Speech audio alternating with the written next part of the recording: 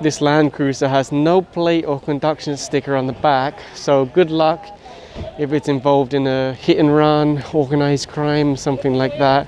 And on the front, there's no plate, no conduction sticker either. One of the residents was complaining and saying the owner of that Land Cruiser also owns these two vehicles which don't have plates or conduction stickers either.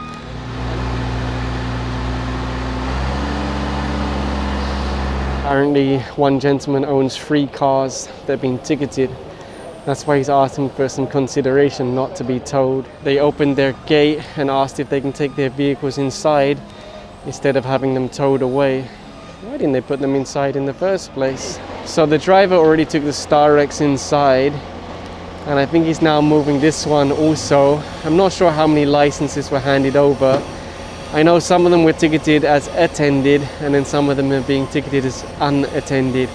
It's not clear if they have 3 vehicles or if it's actually 4. I just wonder why he parked it outside instead of inside. Maybe there's a reason, or maybe it's just because the barangay never enforced it. That's the reality. A lot of barangays pass one-side parking ordinances. They have barangay traffic enforcers, they have big bikes, they have ticket books. But when's the last time you saw them issue a ticket? Very unusual, very rare.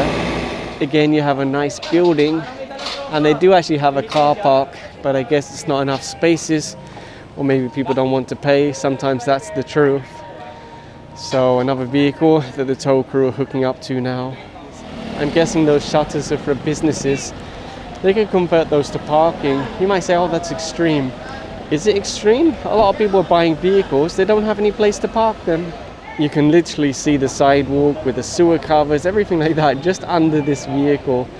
Here's the sign that explains the one-side parking ordinance. So it is alternating. And although there's a one-side parking ordinance, it does not allow you to obstruct the sidewalk. Look at this, how are you meant to get past this vehicle? And if you're in a wheelchair, oh, bad luck. What's this, road trip, skr, vroom vroom. And here's one of the ones we saw earlier, already on the back of a flatbed. In many countries, you cannot park a vehicle on a public road if you do not have plates and a valid registration. You're occupying space that's intended for temporary residential use. The vehicles cannot be identified. They could be here for a long time, which can be a problem if there's a fire or something else nearby. It's really a problem for residents and for every road user. The only thing is, right now, they are considered to be legally parked because of that one-side parking ordinance from the barangay. The guy doesn't seem bothered at all, and I'm not surprised, because how much would it cost to buy land and build a garage? That costs a lot of money, plus ongoing monthly costs.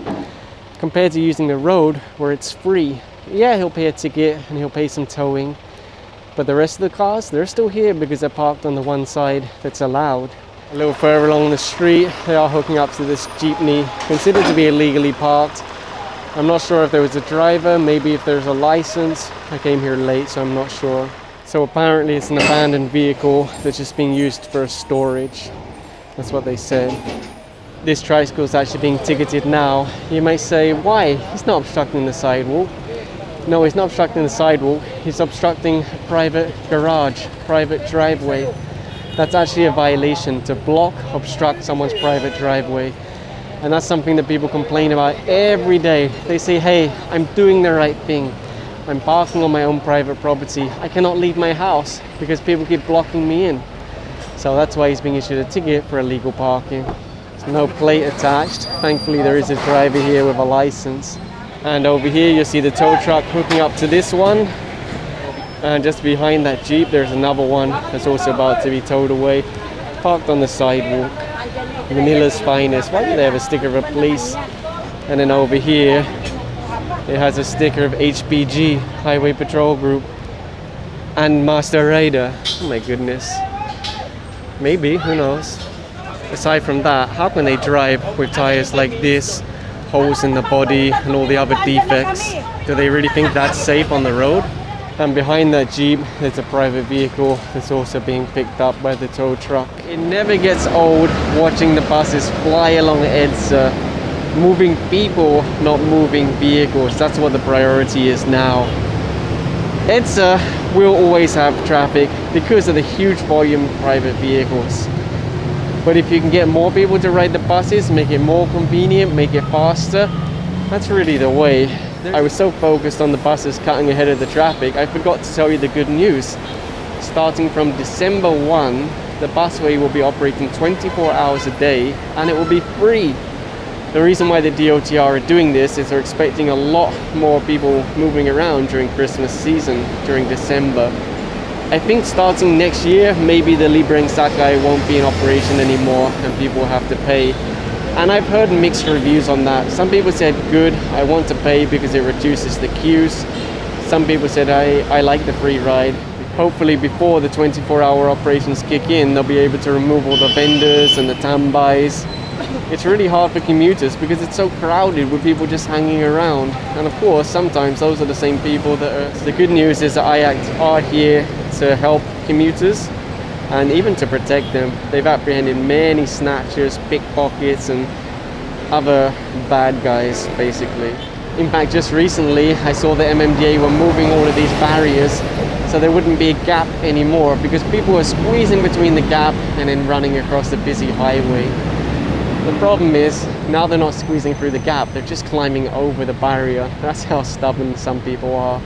The problem is, if you're the driver and you hit them, you're the one that's going to be arrested for reckless imprudence, even if they're running across a busy highway. That's why a lot of people were happy with the new footbridge in North Station. Before, they had to go all the way through the MRT just to get to the sidewalk. Now they can just take a direct footbridge. The downside of this is the MRT have said, now you have your own footbridge, there's no need to be connected anymore. So if you want to go between the bus and the train, it's a headache. And of course, this is one of the recent upgrades to the busway, the countdown timers, so that they cannot treat this as a terminal because it's only meant to be loading, unloading. And if they stop here for too long, all the buses get stuck behind them and everyone suffers. So that was a nice upgrade to the busway, using technology to fix a problem. And of course, the bus lane is also useful for emergency vehicles like ambulances, fire trucks. It really helps them respond quicker to emergency situations. One of the things you'll notice in the busways, there are trash cans and there are recycling places.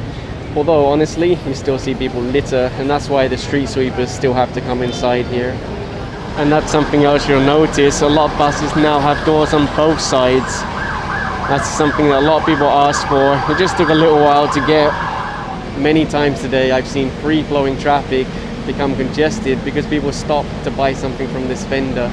You see how everyone's getting stuck behind him, and how many other vendors are doing the same thing on the highway. This highway moves 400,000 vehicles every day. Sometimes you think you're stuck in traffic. You're not stuck in traffic, it's artificial. I feel for the guy. He's just working.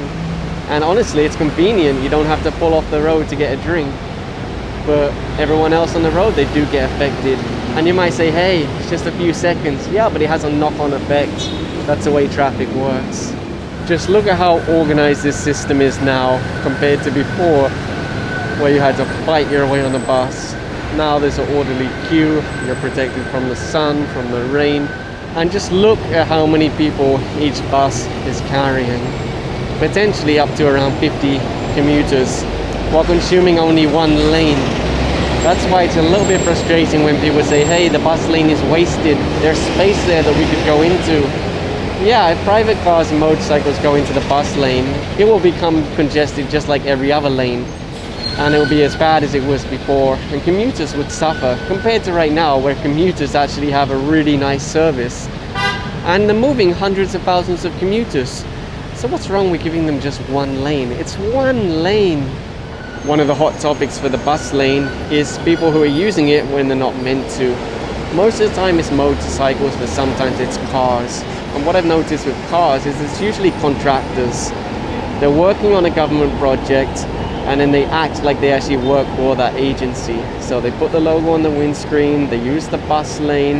If they get apprehended, they say, hey, I'm with this agency, when really you're just a contractor. What if I go and paint the walls of an MBI office? Can I then walk around with a badge and tell people, hey, I'm with MBI? No, of course not. I'm not saying that's the case here, but something that I've noticed very often. In fact, there was an incident in the news recently, a private vehicle using stickers that say police, but then the BMP said, that's not our vehicle, we don't know who owns that. and then they traced it back to a company. So you really never know. Look, did you see that rider in the background just swerve over into the bus lane? That's why they're always getting hit by the buses, because they ride that way. That looks like one motorcycle, one private car. The problem is, from what I understand, only LTO is apprehending the bus lane now. Look, both of them are now leaving the bus lane. They're just feeling VIP. They feel like they're more important than everyone else, so they use the bus lane. There's a real wonky donkey truck behind this bus. Oh, in fact, they've just left the bus lane now. Is it a private truck? Is it doing the same trick as the motorcycles? Let's wait and see. It does appear to be a private plate, so why was it inside the bus lane? Who knows? There's no more non-contact apprehension, so not allowed to use cameras to apprehend anymore. Not even a license plate on the back, so classic trucks on EDSA. Anyway, I don't want to focus too much on the problems with the busway, because even if you consider those problems, this busway is one of the best things that ever happened to EDSA. And that's just a few stubborn people who don't want to follow the rules. The majority of people are following the rules. And I just spotted a HPG tow truck. Never seen that before. Looks like they picked up a jeepney.